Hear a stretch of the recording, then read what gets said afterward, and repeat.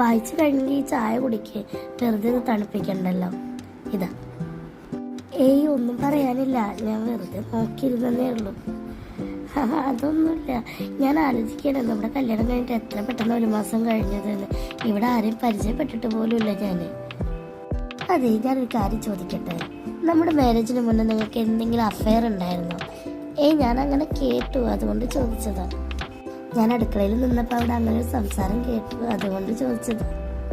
അപ്പോൾ ജസ്റ്റ് നിങ്ങളോടൊന്ന് ചോദിച്ച് കൺഫേം ചെയ്യാമെന്ന് വിചാരിച്ചു, അത്രേ ഉള്ളൂ. എന്തിനു സങ്കടം? ഇതൊക്കെ എല്ലാവർക്കും ഉള്ളതല്ലേ. കല്യാണത്തിന് മുന്നേ ഒരുവിധം എല്ലാവരും പ്രണയിച്ചിട്ടുണ്ടാവുമല്ലോ. അങ്ങനെ പ്രണയിച്ചിട്ടില്ലെങ്കിൽ എന്തെങ്കിലും പ്രശ്നം ഉണ്ടാവുന്നല്ലേ സാധാരണ പറയാറ്.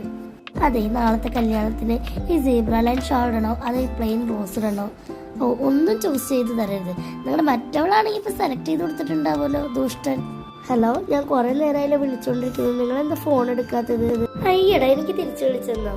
പിന്നെ നിങ്ങളെ എനിക്കല്ല വിളിച്ചിട്ടുണ്ടാവും, നിങ്ങളുടെ മറ്റവർക്കായിരിക്കും. പിന്നെ ഈ 15 മിനിറ്റ് പോസ്റ്റ്മാൻ നിങ്ങൾക്ക് വിളിക്കാൻ, നിങ്ങൾ പോസ്റ്റ്മാൻ്റെ വൈഫാണല്ലോ. കാര്യമൊന്നുമില്ല, എനിക്ക് വരുമ്പോൾ സവാള മേടിച്ചിട്ട് വരണം, അത് പറയാൻ വിളിച്ചതാണ്.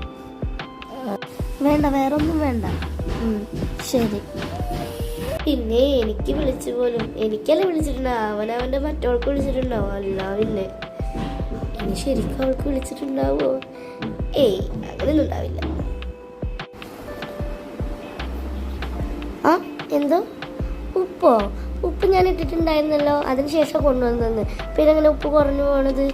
ഇത്രയൊക്കെ തന്നെ പറ്റത്തുള്ളൂ. പറ്റില്ലെങ്കിൽ ഒരു കാര്യം ചെയ്യും, ഹോട്ടലിൽ പോയി കഴിച്ചോ, അല്ലെങ്കിൽ നിങ്ങളുടെ മറ്റോളെ പോയി വിളിക്കും. ആരെ സ്വപ്നം കണ്ടിരിക്കുക? കിടക്കാറായില്ലേ? ലവളെ സ്വപ്നം കണ്ടിരിക്കുകയായിരിക്കും അല്ലേ? ശരി. അതെ, എനിക്കിത് തന്നെ പറയാനുള്ളൂ. കല്യാണം കഴിഞ്ഞതിൻ്റെ പിറ്റേ ദിവസം ഇതൊക്കെ വിളിച്ച് പറയുമ്പോൾ ആലോചിക്കണമായിരുന്നു പിന്നീട് തിരിച്ചടിക്കുന്നുള്ളത്. എന്നാൽ പോയി കിടന്നുറങ്ങ്.